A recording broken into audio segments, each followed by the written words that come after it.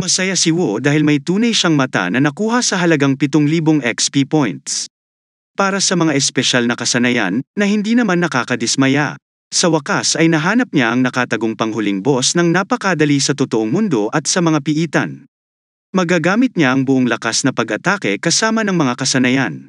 Ito ay isang napakalakas na kombinasyon. Nakita ni Yuo ang apoy na pinakawalan niya kanina papasok sa kagubatan. Ang apoy ay gumaganap bilang isang navigator upang ipakita ang kinaroroonan ng piitan.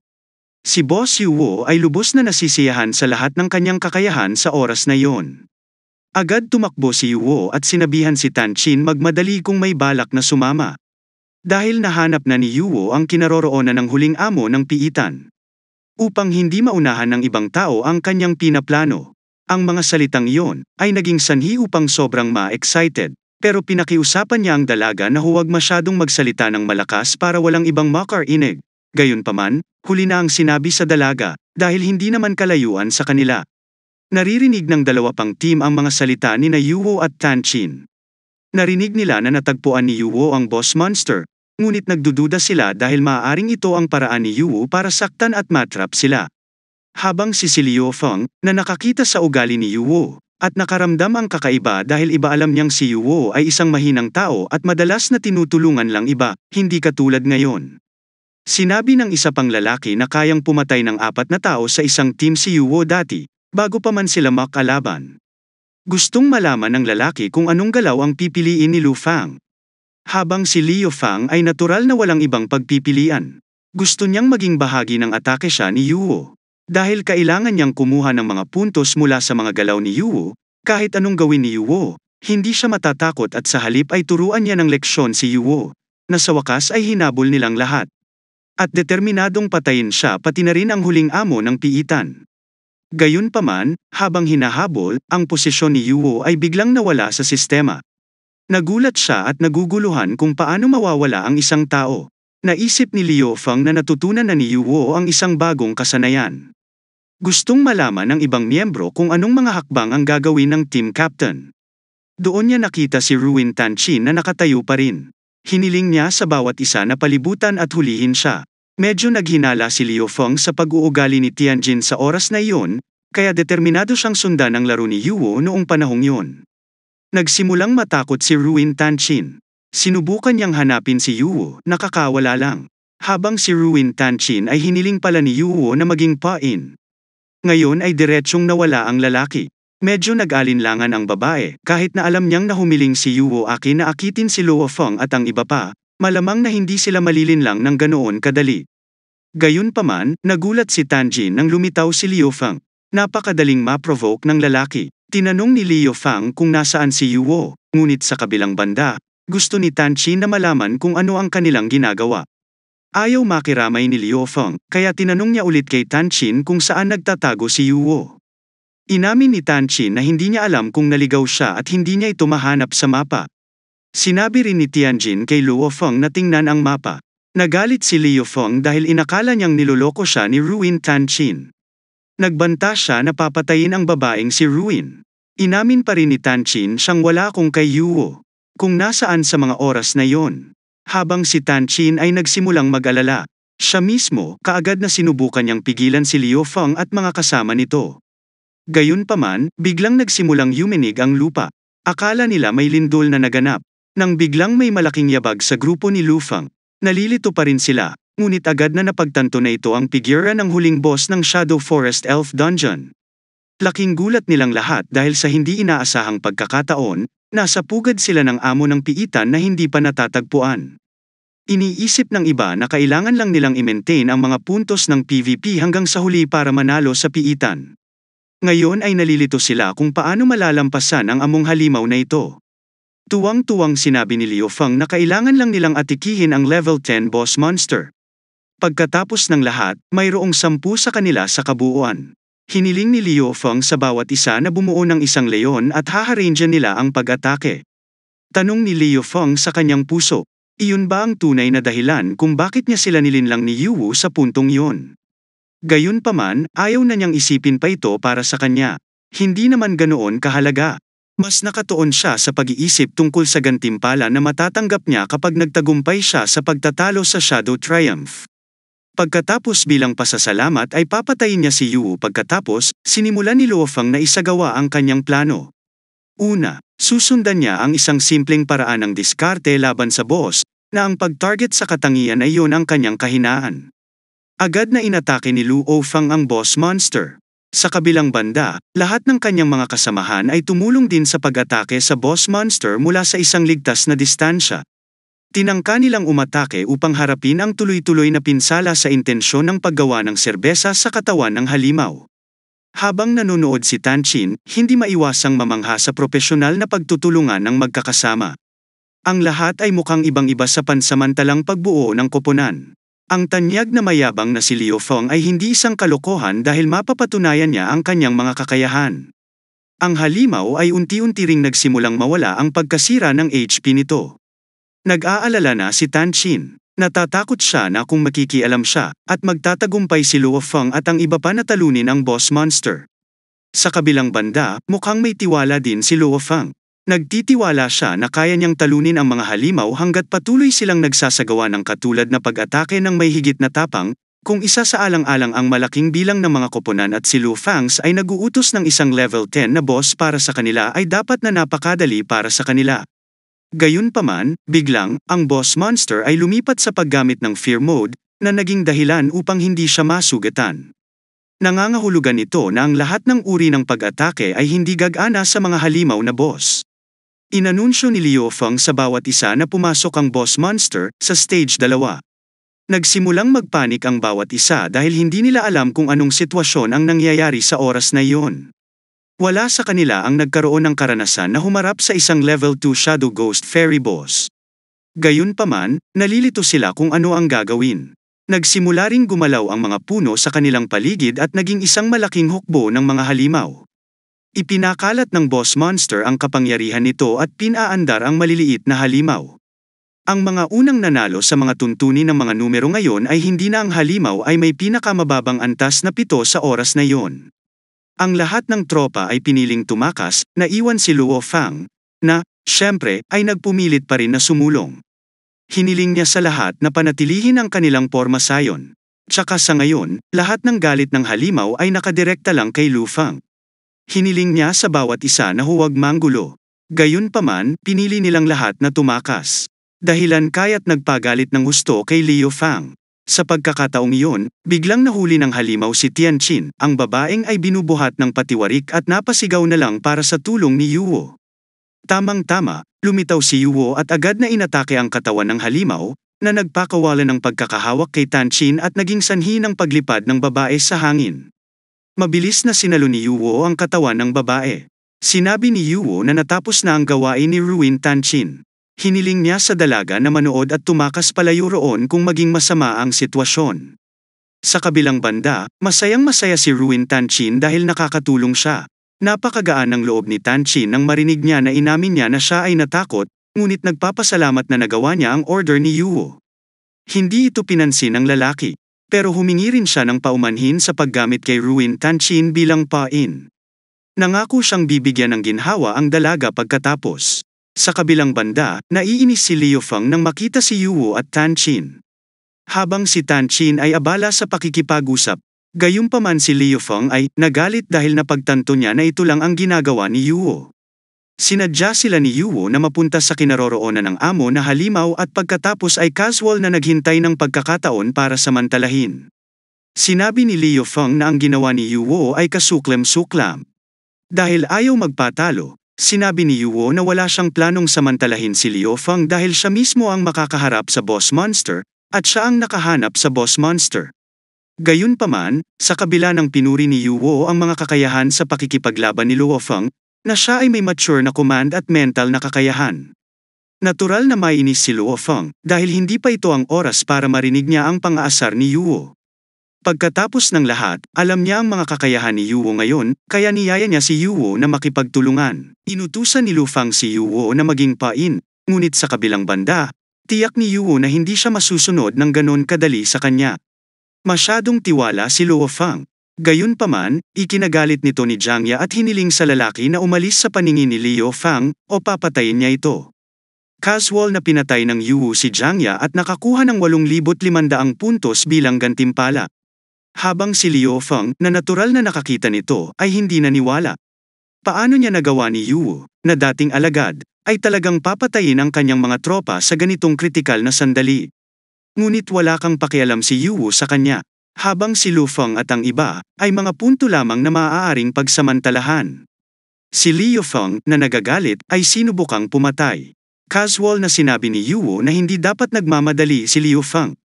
Ang magalit ay hindi maganda, lalo na kung ang isang tao ay walang kaunting snapshot ng lakas. Ito ay maaaring lamang maging dahilan ng madali ang pagkamatay ng mga tao sa larangan ng digmaan. Inatake ni Yuwu ang katawan ni Liu Feng at pinadapa pa siya sa kanyang likod.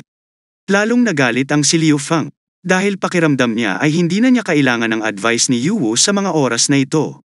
Hiniling niya kay Yuwu na huwag maging mayabang dahil hindi niya kayang patayin ang amo na halimaw ng mag-isa. In the end, lahat ng loot points na naipon ni Yuwu ay magiging in vain. Dahil wala siyang makukuha kung mamatay siya sa kamay ng boss monster. Natural na hindi siya sang-ayon. Binalak niyang iwan ang 1% ng HP ni Louis Fang para makita ng lalaki sa sarili niyang mga mata. Paano kunin ang lahat ng mga puntos at ganap na umatras mula sa labanan?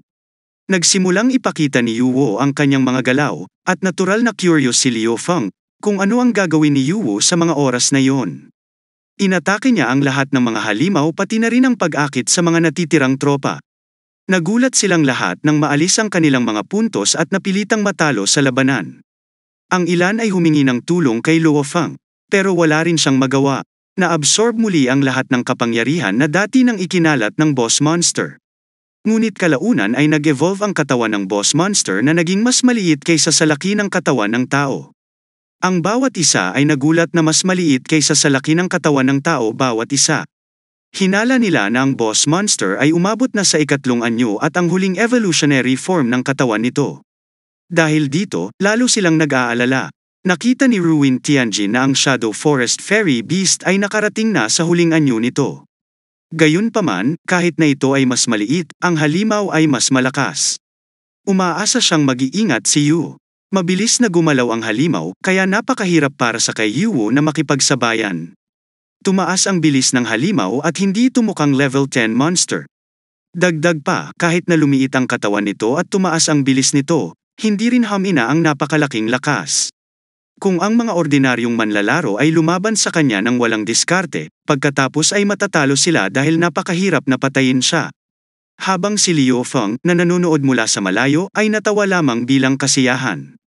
Sinabi niya kay Yuwu na itapon ang kanyang ego. Sinabi ni Yuwu kaya niyang patayin ang amo na halimaw ng mag-isa. Sinabi din ni Liu Feng na napakadaling durugin si Yuwu. Para matalo, na casual pa ring sinabi na wala siyang problema dito. Maraming paraan para mapatay niya ang level 10 boss monster na ganoon. Ang pangunahing pag-atake ay hindi gaanong komplikado. Sa palagay ni Yuwu na hindi ito komplikado. Hindi na kailangang tumutok sa pag-atake sa mga mahihinang punto. Kailangan lang niyang dagdagan ang apoy. Sa oras na iyon, nagawang patay ni Yuwu ang boss monster at nakakuha ng 10,000 points bilang reward at isa pang 10,000 points bilang bonus sa pagiging unang killer sa system. Sa pamamagitan nito, ang Shadow Forest Dungeon ay nakumpleto na sa bilang ng mga nakaligtas na manlalaro bilang 3 tao. Sa wakas ay bumukas ang portal at si Yuwu, Tan Chin at Liu Fang ay nakaalis sa lugar. Samantala labis na nagulat at nalito si La Feng nang makitang nagagawang patayin ni Yuwu ang boss monster sa loob ng ilang segundo. Ni hindi siya makapaniwala na ang Yuwu na nakita niya ay ang Yuwu na kilala niya noon. Casual na sinabi ni Yuwu na kailangan lamang ng isang tao na maging malakas upang mapatay ang gayong halimaw. Natapos na ni Yuwu ang kanyang misyon at ngayon ay si Louis Fang na natatakot dahil akala niya ay papatayin siya ni Yuwu.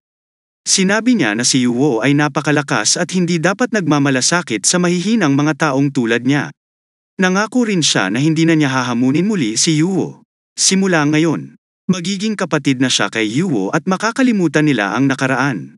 Habang si Yuwu ay natural na hindi naniniwala na si Louis Fang ay mayroon pa ring mukha para magsabi ng mga ganoong salita. Para kay Yuwo, hindi naabot ni Lufang ang mga kwalipikasyon para maging isang kapatid. Lalong nagalit si Liu Feng dahil ang ekspresyon ng mukha ni Yuwo ay tila nanunuya sa kanya. Nainis si Ruin Tianchen kay Liu Feng na ginamit ang pagkakataong palihim na atake, ngunit tiyak na hindi yun gagana para kay Yuwo. Dahil hindi sigurado si Yuwo, habang biglang naglaho si Liu Feng. At si Liu Feng pala na nasa harapan ng dalawa na parang isang puppet car. Samantala, ang tunay na Liu Feng ay nakatayo na sa pintuan at nagsasabi, "Palem sa'yo." Kinukot siya ni Liu Feng, si Yuwo na, bagamat malakas, ay may masyadong maliit na karanasan sa pagduel, dahilan para kay Tan Chin na natural na nag-aalala na ang lalaki ay tumakas. Samantala, sinabi ni Lunang Feng na hindi niya madaling ibibigay ang kanyang mga puntos sa taong iyon. Sinabi ni Yuwo na ang karanasan ay hindi mahalaga kung ihahambing sa paghahambing ng lakas sa pagitan ng dalawa. Inatake niya si Luo Feng mula sa malayo. At si Liu Feng, na tinamaan, kaya lang magmura bago tuluyang matalo. Bago patayin ni Yuwo at makuha ang lahat ng kanyang mga puntos. Nakakakuha din siya ng isang item sa anyo ng isang aktibong card. Upang kopyahin ang kanyang sarili sa isang manika na maaaring malayang manipulahin at sa anyo ng isang aktibong card, upang kopyahin ang kanyang sarili sa isang aso. Ang natitirang bilang ng mga manlalaro mula sa piitan ay 2 taong kasama ni Yuwo na may markang 62,000 puntos at kay Tanjin, na mayroong 21,000 puntos. Siyempre, tuwang-tuwa si Ruin Tanchin dahil nakakakuha siya ng ganoong aming kabuoang puntos mula sa piitan, kahit na mula sa ratio ng pagkalkula, 1 sa 10 lamang ang maaaring maging napakaswerteng makakuha ng ganoong aming puntos. Sinabi ni Yuwo na agad niyang wawakasan ang koponan kapag umalis siya sa piitan. Upang kunin niya ang 500,000 puntos na gantimpala para sa kanyang sarili at si Tanchin ay hindi makaprotesta. Tahimik at hindi na nagkomento dahil lubos siyang nasisiyahan sa kanyang nakuha. Nagpasalamat siya sa pagsasama kay Yuwo at nagtagumpay pa siya hanggang sa huli. Natuwa rin si Yuwo nang makita ang tugon ni Ruin Tanchin. Sa tingin niya ay hindi naman matako ang dalaga, kahit na cute siyang tao, positive pa rin ang gayong mentality. Matapos makumpleto ang piitan, habang si Yuwo ay nakakuha ng 50,000 XP points at 20,000 pera, kasama ang 20 trunk property ng Shadow Tree Fairy 10 skin mula sa trunk ng Shadow Tree Fairy at Magic Crystal level. Team at Magic Crystal, nakuha rin niya ang hiyas na iniluklok ng puso ng kalikasan, na may tungkuling pataasin ang nakapagpapagaling na epekto ng mga armas ng 30% at maaaring magpakita ng mga puno ng sanggol. Upang magbigay ng karagdagang passive healing. Nang makita ang premyo, medyo masaya si Yuwo, dahil makakakuha siya ng isang hiyas na maaaring magpapataas ng paggaling. Ang hiyas ay napakabihirang, ngunit ito ay walang silbi sa kanya. Kung tutuusin sa paglalarawan at kalidad, parang maibebenta ito ng malaking halaga, ngunit sa huli, iniabot niya ang hiyas para kay Tanchin, na nararapat tanggapin ito bilang dotak. Hindi makapaniwala si Tianqin na makakakuha siya ng isang pambihirang bagay. Masayang-masaya siya dahil kahit na hindi gaanong nakatulong kay Yuwo ay ibinigay sa kanya ang mahalagang bato. Malaki na ang ulo ni Tianqin noon. Ngunit hihilingin ni Yuwo, na kaagad na itigil ang kanyang katawa-tawa na mga pantasya. Ibinigay niya ang Reg Aloe, bilang sa mga tulong ni Tianqin, bilang naging pain noon. Nauna na rin siyang nangako ng premyo. Pagkatapos ay nagmamadali niyang nais na buwagin ang koponan. Gayunpaman, sa sandaling maghihiwalay na sila sa piitan ay nakaranas sila ng abnormal na sitwasyon at hiniling sa kanila na agad na umalis sa lugar para sa maksimum na 20 segundo, hindi alam ni Tanchin kung ano ang nangyari. Samantala, naghinala si Yuwo na may nangyayari sa kanilang totoong mundo. Agad na tumakbo sina Yuwo at Ruin Tanchin patungo sa exit. Hiniling ni Yuwo sa babae na tumakbo ng mas mabilis para hindi siya matrap doon. Habang tumatakbo na pahinto si Ruin Tanchin, tinanong ni Yuwo kung ano ang nangyari sa babae. Sabi niya na parang tumalsik ang paa niya. Nagpanik si Yuwo dahil na-sprain ang bukong-bukong niya sa kritikal na oras. Agad na umiyak si Tanchin at humingi ng paumanhin para sa pagbagal na isang abala. Naiisip niya na mula sa simula, siya na baguhan pa lang, ay hindi dapat pumasok sa ganoong mataas na klaseng piitan. Sinabi niya kay Yuwo na aalis siya at aalagaan niya ang kanyang sarili nang hindi na iniistorbo pa si Yuwo. Hinawakan ni Yuwo ang dalaga at kinumpirma ang lahat. Sabi ni Yuwo, ang isang taong gumagawa ng isang bagay na higit sa kanyang makakaya bilang isang taong naghihintay lamang ng kamatayan. Gayunpaman, inamin ni Wu na si Ruin Tanchin ay napakahusay na mang-akit at manggulo sa iba. Si Ruin Tanchin ay natural na medyo nagulat, gayunpaman, para kay Yuwo, si Ruin Tanchin ay miyembro pa rin ng koponan sa kanya. Hindi pa babayaan ni Yuwo ang kanilang mga kasamahan at tumakas ng mag-isa, kaya hiniling ni Yuwo ang babae na umalis sa pamamagitan ng paghagis ng kanyang katawan patungo sa gateway ng mag-isa.